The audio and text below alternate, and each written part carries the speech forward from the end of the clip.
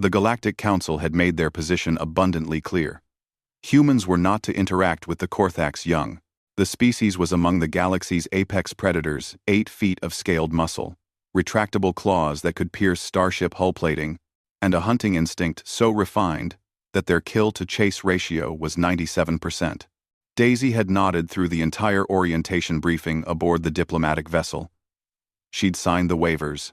She'd even attended the 3-hour seminar on appropriate distance protocols when observing predatory species. Then she'd gotten hungry. The research outpost on Korthax Prime wasn't designed for human comfort. The sleeping pods were too cold. The air recyclers made everything smell like ozone. And the food dispensers only carried nutrition paste in various shades of beige. So when Daisy's personal supply container arrived, smuggled past customs by Oscar, her partner and fellow xenobiologist, she'd nearly cried with joy at the sight of actual bread. She'd set up in the observation deck, thinking she'd have privacy.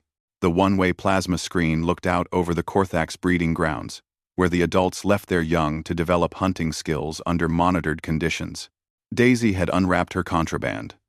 Sourdough bread, actual turkey frozen, but real.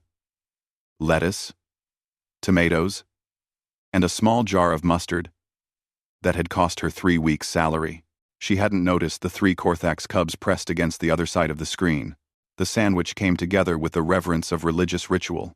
Daisy spread the mustard with careful strokes, layered the turkey with architectural precision, added the vegetables with the care of a master craftsman.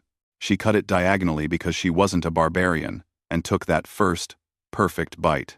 On the other side of the screen, 3 sets of predatory eyes watched with laser focus. Oscar found her 2 hours later, still in the observation deck, staring at her tablet with an expression somewhere between horror and hysterical amusement. "We have a problem," Daisy said. "Is it the sandwich? Because I told you, if Coordinator Velnax finds out I smuggled, the cubs saw me make the sandwich."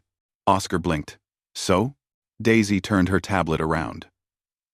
The live feed from the breeding grounds showed 3 Korthax juveniles, each already the size of an adult human, gathered in a circle. Between them sat a pile of raw krelth meat, stacked in layers. One cub had arranged smaller chunks on top. Another had used its claws to cut the meat into roughly rectangular shapes.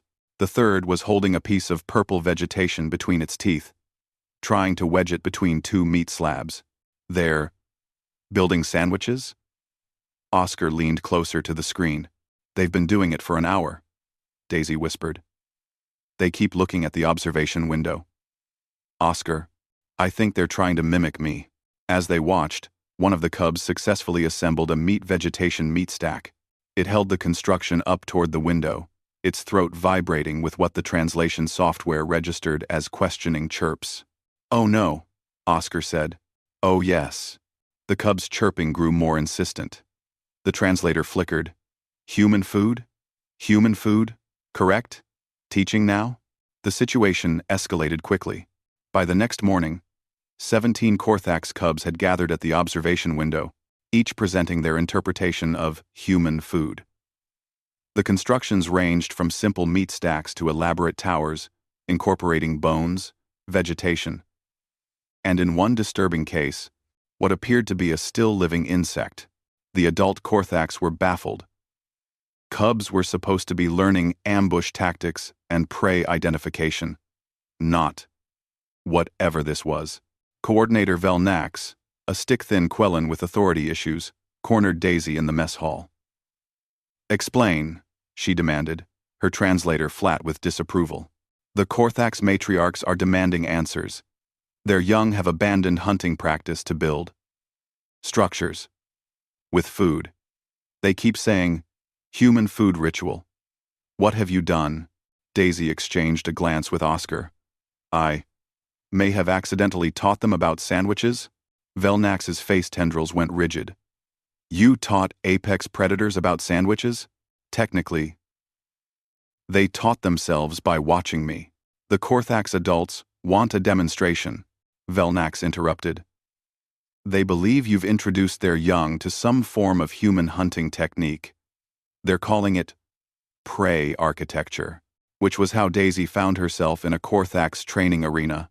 surrounded by 300 predators who could tear her apart with minimal effort, teaching a masterclass on sandwich construction. The cubs sat in the front row, their eyes gleaming with an intensity usually reserved for tracking wounded prey. Behind them, the adults watched with predatory stillness, analyzing every movement. Daisy laid out her ingredients with shaking hands. So, humans don't actually hunt our food anymore. We farm it, grow it, and then we prepare it. For taste and convenience. She demonstrated each step, explaining the concept of complementary flavors, of texture contrast, of the structural integrity needed to prevent sandwich collapse. The translation software struggled with terms like umami and mouthfeel. When she took a bite of the finished product, a collective hiss went through the Korthax crowd. One of the matriarchs rose, her massive form casting Daisy in shadow. Through the translator, her voice rumbled. "This is not hunting. Sinter. Grood. No." Daisy agreed quietly. "This is creation. Art. You build food that is dead into something new. I guess? Yes?" The matriarch's throat sac inflated a sign Oscar had learned meant deep contemplation. You do not simply consume, you transform. This is the human way? Daisy thought about every meal humanity had ever invented. From the first cooked meat to molecular gastronomy. "Yeah," she said. "Pretty much." The matriarch turned to her cubs, then back to Daisy. "Teach them more." The Galactic Council's report, filed 3 months later, noted with bewilderment that the Korthax apex predators, unchanged by evolution for 3 million years, had developed cuisine. The cubs who'd watched Daisy now taught others. They experimented with flavors, with presentation, with the radical notion that food could be more than fuel. They called it human food art, though it bore only a passing resemblance to actual human cooking. But they never forgot where it started. With a human named Daisy, contraband bread, and a sandwich made with care. And across the galaxy, humans smiled at the news. Because, of course, it was a sandwich.